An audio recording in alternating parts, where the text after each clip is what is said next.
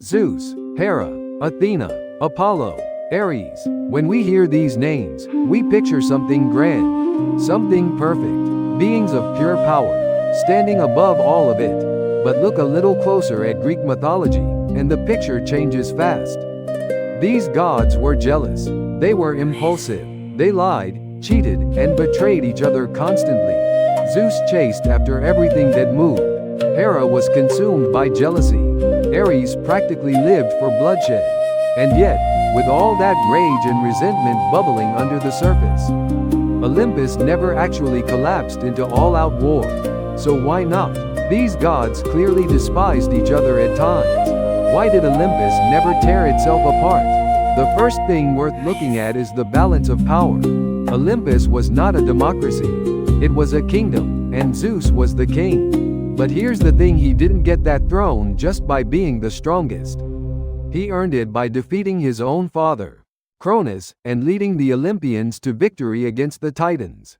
That's no small feat. Still, Zeus was never untouchable. There's a story in Greek mythology where Hera, Poseidon, and Athena actually plotted against him. They waited until he was asleep and bound him in chains. Zeus only managed to break free with the help of a sea nymph named Thetis.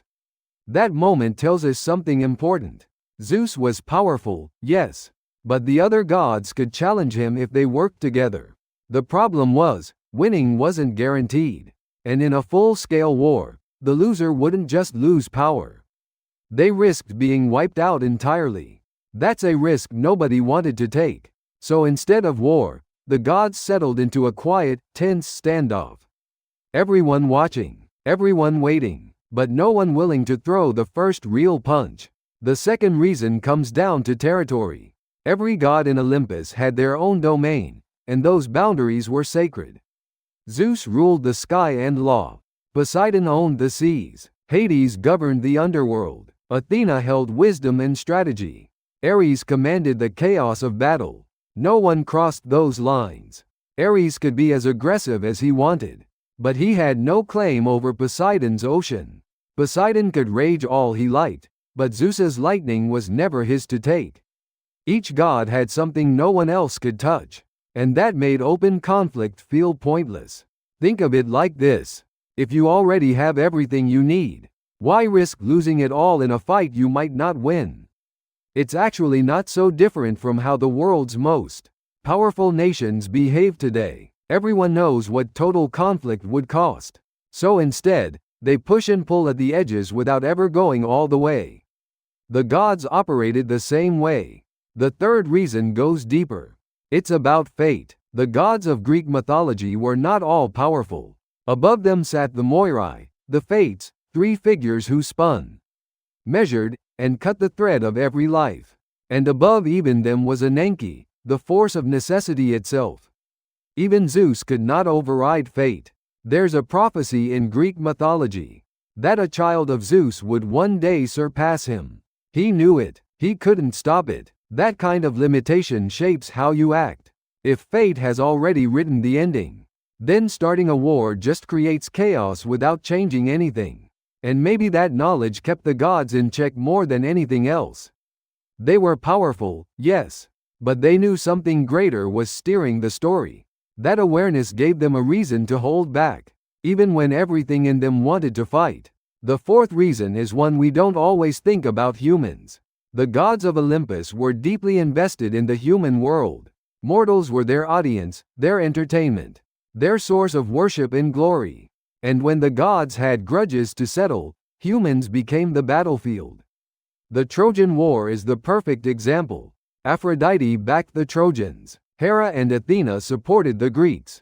The gods clashed indirectly, through the people, fighting below them, through alliances and divine interventions, and whispered strategies. They competed fiercely, but through mortals, not against each other directly. As long as humans existed, the gods had an outlet. A way to express their rivalries without burning everything down. Without that outlet, who knows how much longer the tension could have held. And the fifth reason is family. Every god on Olympus was connected. Zeus and Hera were husband and wife. Athena was Zeus's daughter. Apollo and Artemis were twins.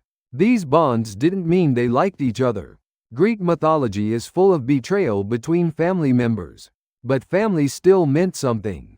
There was an unspoken understanding that no matter how deep the hatred ran, you didn't go all the way. You didn't destroy each other completely. And when things escalated, Zeus stepped in as the one who kept order. Not always fairly, not always wisely, but enough. Think of it like a company where the CEO isn't perfect, but people still follow their call because the alternative is total chaos. The gods understood that too. In the end, the Olympians chose something other than war. They chose endless arguments, bitter jealousy, and quiet scheming. Their hatred never exploded into a final reckoning. It smoldered instead, slow and steady, managed just enough to keep from consuming everything. And maybe that's the most human thing about them. Not the lightning bolts, not the immortality, but the fact that even gods, with all that power and all that rage, still found ways to hold it together. Their world wasn't so different from ours after all.